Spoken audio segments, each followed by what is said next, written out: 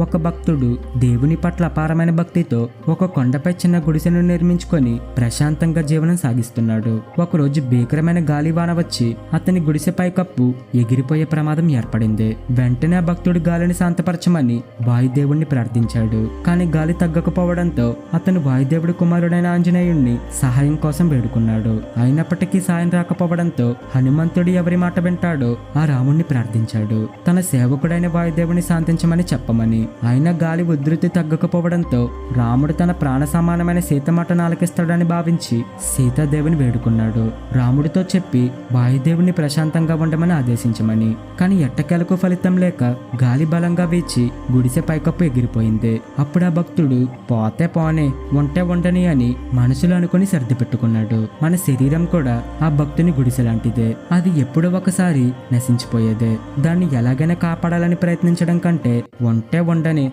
పోతే పోని అని నిశ్చింతగా నిర్వికారంగా ఉండగలగడమే నిజమైన సుఖం.